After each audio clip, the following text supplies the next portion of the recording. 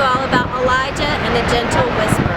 At this point in our journey, I couldn't think of a better place to talk to you in front of than Niagara Falls.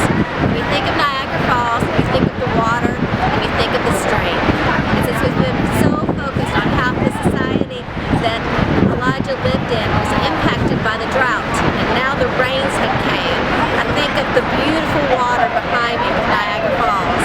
The second thing that you think of is the strength. And I remember when I was a little girl and I came to Niagara Falls for the first time, the noise was so loud behind me that we had a hard time talking to each other. And if you remember in Revelations chapter 1, it says that when Jesus appeared to John on the island of Patmos, that his voice was like the sound of the mighty rushing waters, and that his voice was so loud and so powerful. That's what this Niagara Falls demonstrates to us.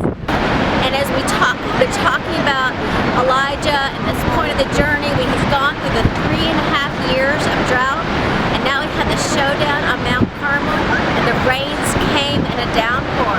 And then after that, Queen Jezebel hurled her threats at him, and Elijah got so scared that he fled, and he fled all the way to Mount Horeb.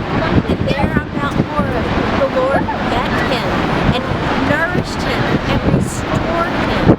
And when the Lord wanted to comfort Elijah and encourage him, he came to Elijah, but not in the form of the wind, like the powerful wind right now. He didn't come to him in the form of the earthquake or in the fire. None of these mighty things. He came to him in the form of the sweet, gentle whisper. It was God's presence, God breathing new life into Elijah that caused Elijah to rise back up, to return to Israel, and to mentor Elijah, so that Elijah too would follow in the work that Elijah had done, being God's instrument, God's minister to a world that desperately needed to know that our God lives. You see, my dear sister, it is our God who is the true source of inner grit, of mental strength. He has an infinite supply of strength.